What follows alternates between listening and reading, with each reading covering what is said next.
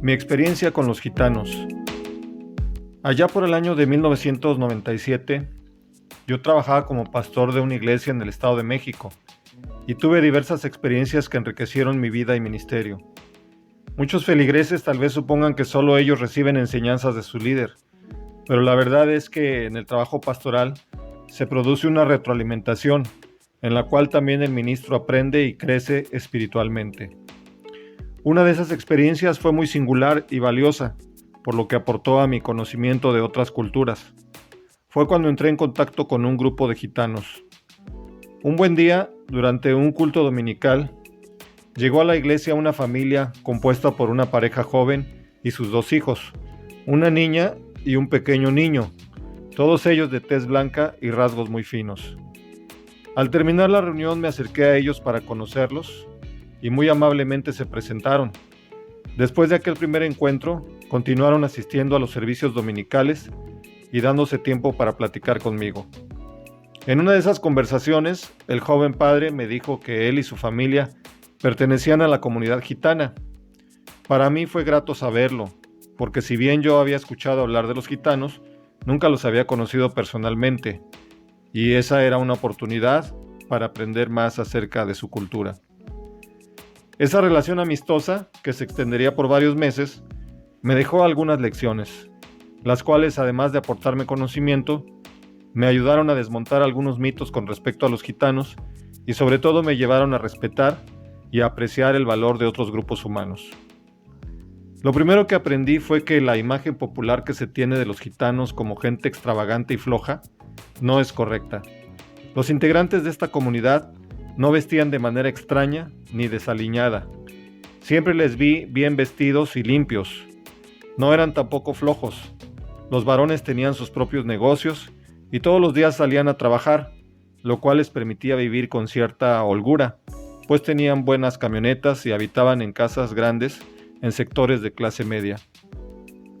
No eran tampoco gente mal educada ni grosera.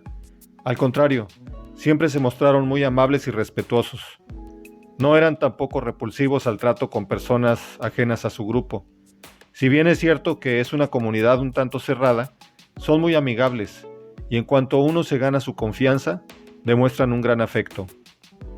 Otra cosa que descubrí es que hay un grado alto de analfabetismo entre los gitanos, pues no llevan a los niños a la escuela, una medida que les ayuda a no asimilarse con la cultura circundante, así como a preservar sus costumbres y su cohesión como grupo étnico. Pero esto no significa que no tengan deseo de aprender, al contrario, se muestran muy dispuestos cuando ven la oportunidad de hacerlo sin que esto ponga en riesgo su identidad. Prueba de esto es que yo les propuse poner en la iglesia una maestra para que les diera a sus niños algunas materias elementales, y ellos estuvieron encantados. Así, pronto comenzamos un grupo con una docena de chicos.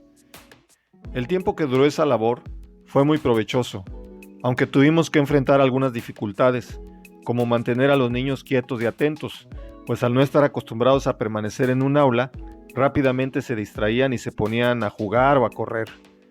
También estaba el inconveniente de que en el grupo teníamos niños de diferentes edades, desde nivel preescolar hasta preadolescentes, y sumémosle a eso que todos eran parientes, algunos hermanos, otros primos. Y es que otra característica de los gitanos es que son endogámicos, es decir, que solo se casan entre los miembros de su comunidad, lo cual resulta en un grado de parentesco cercano entre sus descendientes. También eso explica que sus rasgos fisonómicos mantengan cierta pureza racial, pues casi no se da entre ellos el mestizaje. Recuerdo también una anécdota que viví entre mis amigos gitanos. En cierta ocasión fui a hacerles una visita pastoral en uno de sus domicilios, en donde se reunirían varios de ellos para platicar. Al llegar solo encontré a unas 5 señoras con sus niños, pues sus esposos aún no regresaban del trabajo, pero ellas me invitaron a pasar y a esperarlos. Una vez adentro, pasamos a una sala y me indicaron sentarme en un sillón. Después todas ellas se sentaron alrededor mío en el suelo y comenzamos a conversar. Yo me sentí incómodo de estar ahí mientras ellas estaban en el piso, así que me bajé del sillón y me senté al igual que ellas, diciéndoles que estaría más a gusto. Su reacción inmediata fue que se empezaron a reír y a ver unas a otras, pero no me dijeron nada. Pasado un rato, Al fin llegaron los varones. Cuando entraron y me vieron sentado con las señoras, pusieron caras de asombro. Después de que me levanté para saludarlos, mi amigo gitano me llamó aparte y me dijo que no era apropiado que yo me sentara en el suelo con las mujeres. Al preguntarle por qué, me explicó que en sus reuniones, cuando hay hombres presentes, estos deben ocupar los sillones y las mujeres acomodarse en el suelo.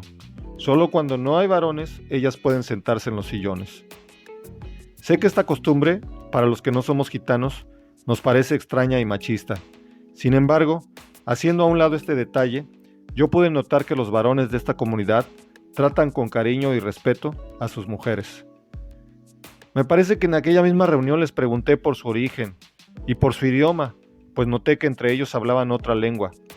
Sobre lo primero me dijeron que ni ellos mismos sabían con exactitud de dónde venían sus antepasados, que probablemente de Hungría, y que por esa razón también los llaman húngaros.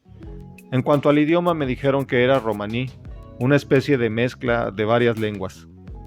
Por último, he de comentar que los gitanos no son brujos, ni tampoco todos practican la adivinación. En cierta visita que hice a una señora gitana, esta me comentó que en tiempos de necesidad, algunas mujeres se habían visto orilladas a ganarse unos pesos adivinando y haciendo limpias, pero me dejó en claro que eso nada tenía que ver con fuerzas malignas, sino con simples trucos. Por ejemplo, que cuando una persona le pedía que la liberara de un mal, ella le pasaba un huevo por encima del cuerpo, luego rompía el cascarón y en un vaso derramaba su contenido, junto con una bola de cabellos que había escondido en su mano. Esto para hacerle creer que ya había quedado libre de aquel daño. No obstante, la mujer gitana, al compartirme su testimonio, se mostró arrepentida de esas prácticas y me expresó su deseo de conocer mejor a Dios. ¿Cómo fue que aquellos hermanos gitanos llegaron a nuestra iglesia? Aquel varón me comentó que habían tenido un pastor gitano, pero por alguna razón emigró.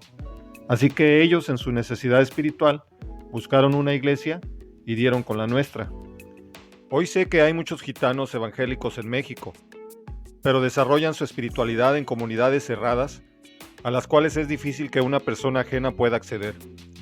Por eso pienso que fue Dios quien los llevó a nuestra iglesia, para que aprendiéramos a convivir unos con otros, amándonos y apoyándonos mutuamente. Hermanos de diferentes razas y culturas, pero unidos por una misma fe, pues como dijo el apóstol Pablo, ya no hay judío ni griego, no hay esclavo ni libre, no hay varón ni mujer, porque todos ustedes son uno en Cristo Jesús. Hasta aquí con estas memorias. Gracias por acompañarme. Si no te has suscrito a mi canal, te invito a que lo hagas. Te espero en una próxima reflexión.